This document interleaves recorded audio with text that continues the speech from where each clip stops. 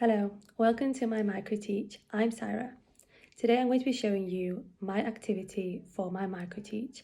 I'm going to be showing you how to make cheesecakes, mini cheesecakes. So what is a cheesecake and where did it come from?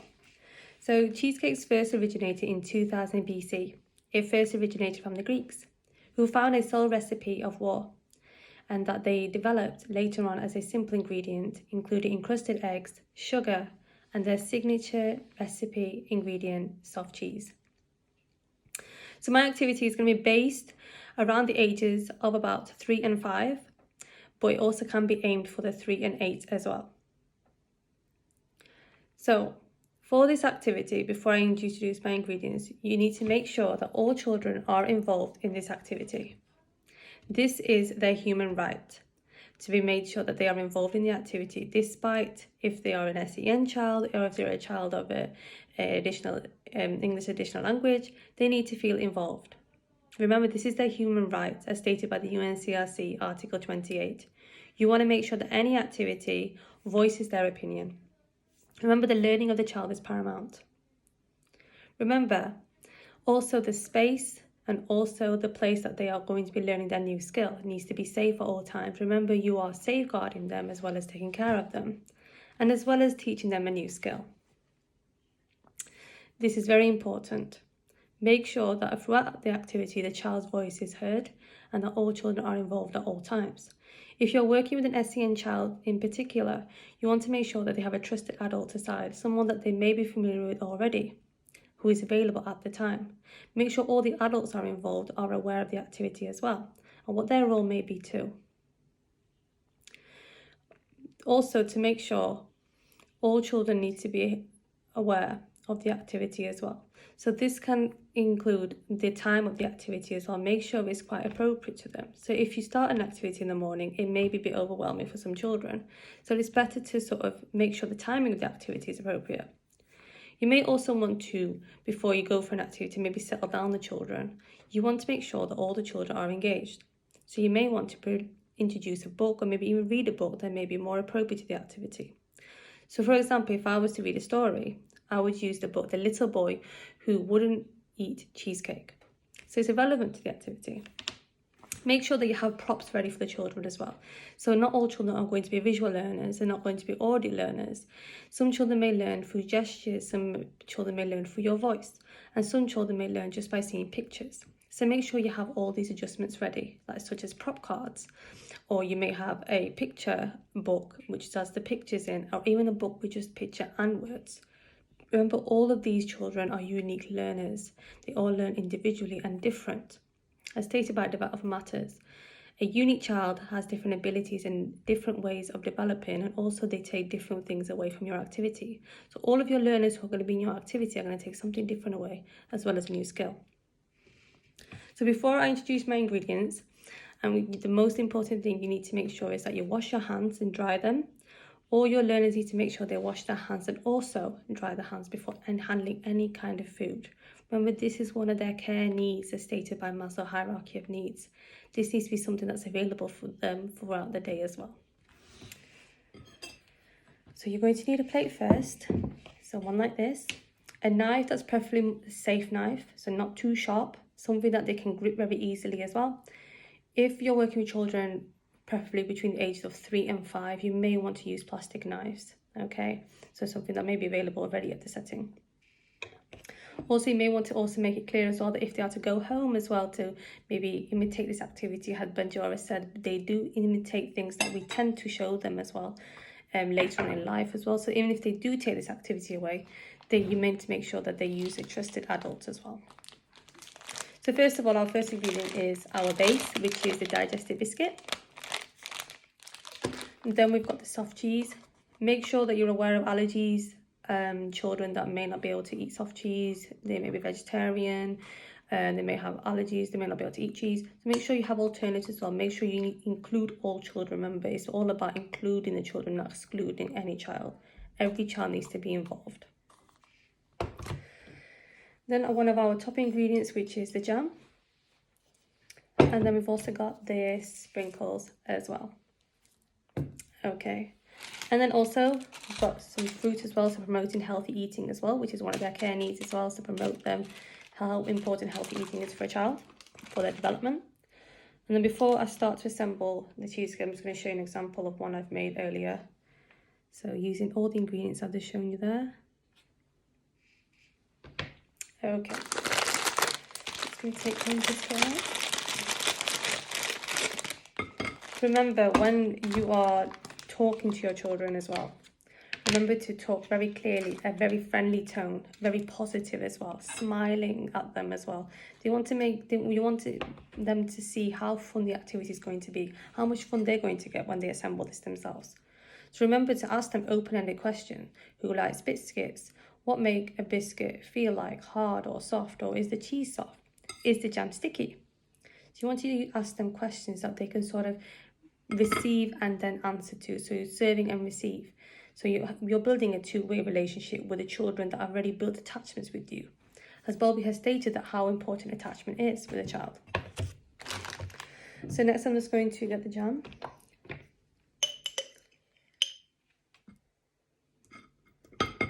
I'm just going to spread the jam across. You want to spread it a bit evenly across and then. So why is cooking important in a child's learning, you may be thinking? And what will they be taking from this? So this includes many aspects. So for example, health. So they'll be introduced to new foods, so new tastes. So that sort of enhances their taste and their introduction to new foods. As well as their language development as well. Remember, through cooking, children are going to be learning new vocabulary. At this stage, they could be already at 200 mark or even higher than that. But remember, not all children are going to have that much vocabulary at this moment in time. So you want to keep using big words. So, for example, big, small, soft, hard. These are simple words that they can elaborate on as they get older. They're also going to be using the physical skills as much as I am as well. So basically, they're going to be gripping the spoon. They're going to be using their fine motor skills. This is hitting their physical development as well as their language, as well as their emotional development. So emotional development, as they sit and do this activity, they're going to be talking to other peers. They're going to be working with children they may not have worked with before. They're also going to be expressing their emotions through their gestures and through their facial expressions and the way that they're doing this activity. They may express facial expressions to maybe show the practitioner, oh, I need some help. They may even use their voice. But remember, for those children that may already have language barriers or even impairments, this may not be the same.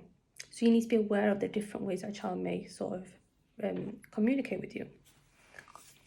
So again, also they'll be using their mathematical skills. They'll be also measuring how much they might be putting of something on top of the biscuits, or how much jam would I use, or how much cheese would I use, or even how many blueberries am I going to put on my biscuit? Is it going to be 1? Is it going to be 2? And then also early science as well as introduction into their learning as well. So they're going to be learning about new textures. So again, talking about sticky, soft, how does it feel? How does it taste when they get a chance to even taste the end product at the end? And also understanding of the world as well. Cooking provides opportunities to talk about food. So they're going to be talking about food. They're going to be describing this. So this is why it's very key to be using communication all the way throughout whilst you're praising them, while you're talking about the cheesecake as well. So you could be asking the children as well. You could be asking them questions about whether they need some help, what are they enjoying the best. Keep praising them as well for the activities. So remember, this is enhancing their learning. This is building their confidence, self-esteem. Remember, this is something that's going to help their development later on. Remember, you are empowering their learning. So you're helping them to build them into independent learners. And this is quite vital for their learning as well. So remember, between this age as well, as Vygotsky sort of stressed as well, about the age between 3 and 8 is very crucial as well. At this time, children learn the language of culture. They're learning this through play. This is evident. This is what they know best. This is what they start with. So when they're in an environment which is very comfortable to them and that is very sort of happy and positive, they're going to thrive a lot more.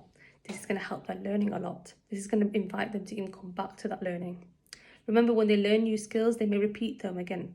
So as Bandura also stated about imitation, that when they see an adult, repeat an action or introduce them to a new skill, they may repeat the activity again. So remember, if they're learning a new skill today, they may repeat that again. That's still learning. That's them learning. So remember, when a child sort of approaches you as well, a child needs to be able to feel comfortable to approach you. And if you're seeming like somebody that's not having fun or someone that's not enjoying that or using a higher tone, that's not going to make a child helpful to approach you as well. So remember about the attachment theory as well, how Welby talked about attachment and how attachment helps a child feel confident. It helps them to feel at ease and are cared for. And that builds that sort of environment for a child to be able to come to you and to be able to say that I need some help, or even just even a comfort, or even if it's such a like a short word, even as such as a hi and a hello. For even a child, for someone that doesn't even speak a lot, or even a smile is a way of them communicating to you that everything is okay. Remember to use positive gestures as well. Don't use negative gestures. Don't use negative words. Keep it all positive and happy. So for example, if a child drops something, or if a child doesn't want to pick up something, or if a child necessarily doesn't want to use something, use appropriate tones. Making sure you're enhancing the British values as well, making sure you're giving them independence, democracy, and helping them make choices, as well as making them aware of consequences, rule of law, making sure that they know that they need to use their kind words. So for example, thank you and please when receiving and taking something from their peers and even an adult. As well as being aware of others and being sensitive around others, kindness, and using their special words, or even helping other peers as well, can help build those confidence for those other children as well. So remember, as EYFS defies playing and exploring, as children investigate and experience things, they are willing to have a go. So when they are in an environment that they are feeling at ease, they're going to be willing to have a go. It's most important for them in this activity that they're willing to have a go as well. It's not about the end product. It's not about that it should look like something. It's about them participating in it and taking something away from it. So as the Developer Matters states as well, how all children are unique learners as well as that suggests that children should understand each other's emotions and desires and beliefs around 3 and 4. So this is like a milestone that Smith believed that children would know by at this stage. But if they don't, or if you see a child that's, you know, maybe a bit reserved or even quiet, you may want to approach them, make them, so you may want to understand why they are quiet even. So it's so important to recognise that all children are engaged in activities as well, and they are being fulfilled through their learning, which is play. Cooking is also something they will imitate through play as well, so making sure that they are getting that through that as well. So as Hyder has recognised this and has expressed this, that children fulfill their learning through play as well, and how important that is as well.